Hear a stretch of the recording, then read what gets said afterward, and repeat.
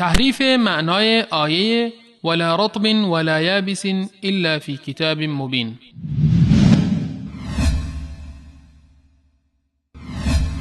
ما دونه به دونه اینا رو آیه قرآن داریم، مانند ولا رطب ولا یابس الا فی کتاب مبین، ای فی امام مبین. ما میگیم آدم‌های زرنگ 14 معصومن، چون قرآن داره میگه. قرآن میگه ولا رطب ولا یابس الا فی کتاب مبین. هیچ خشک‌وتری نیست مگر اینکه من علمشو در کتاب مبین آورده باشم. اومد خدمت امیر مؤمنان علی ابن ابی طالب علیه السلام، یا علی علیه السلام، کتاب مبین چیه که خدا میگه تمام علوم رو دون کتاب مبین آوردم. آقا امیرالمؤمنین علیه السلام فرمودن ای فی امام مبین، یعنی قرآن میفرماید تمام علوم، تمام زرنگی های دنیا رو خدا در سینه امیرالمؤمنین و اولاد امیرالمؤمنین 14 معصوم چیکار کرده؟ نهفته کرده. بینندگان محترم، آخوندان رافضی که بهره از علوم قرآن و تفسیر ندارند، آیات قرآنی را به گونه‌ای تفسیر و تأویل می کنند که نه با معانی و مفاهیم و مدلولهای لغوی همخوانی دارد و نه با سیاق و سباق قرآن. و جالب اینجاست که این دروغهای آشکار را به ائمه اهل بیت نسبت می دهند تا ساده‌لوحان را فریب دهند. این آیه‌ای که این آخوند به تفسیر باطنی آن پرداخت قسمتی از آیه 59 سوره انعام است که سیاق آن در مورد نفی علم غیب از غیر الله متعال می باشد. الله متعال می فرماید وعنده مفاتح الغیب لا یعلمها الا هو ويعلم ما في البر والبحر وما تسقط من ورقة إلا يعلمها وما تسقط من ورقة إلا يعلمها ولا حبة في ظلمات الأرض ولا رطب ولا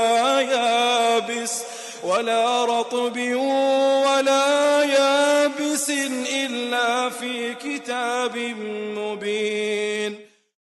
و کلیدهای غیب نزد الله است و کسی جز او از آن آگاه نیست. به آنچه در خشکی و دریاست آگاه است و هیچ برگی نمی افتد مگر آن که آن را می داند و هیچ دانه ای در تاریکی های زمین و هیچ تر و خشکی نیست مگر آن که در کتابی روشن ثبت شده است. مفسرین اعم از سنی و شیعه بر این باورند که مراد از کتاب مبین لوح محفوظ است که در آن الله متعال علم هر چیز و هر آنچه که تا روز قیامت واقع شده و واقع خواهد شد را نوشته است. و برخی نیز کتاب مبین را به علم الله متعال تفسیر نمودند، یعنی هر آنچه که در این کائنات واقع می شود و واقع خواهد شد همه در علم الله متعال است و الله متعال بر آن عالم است. مراجعه شود به تفسیر طبری جلد 11 صفحه 43، تفسیر قرطبی جلد 7 صفحه 5، التبیان فی تفسیر القرآن شیخ طوسی جلد 4 صفحه 154، تفسیر مجمع البیان طبرسی جلد 4 صفحه 62. آیات قرآن کریم همدیگر را تفسیر می کنند. الله متعال در جای دیگر چنین می فرماید: وقال الذين كفروا لا تأتينا الساعة قل بلى وربي لتأتينكم عالم الغيب لا يعزب عنه مثقال ذرة في السماوات ولا في الأرض ولا أصغر من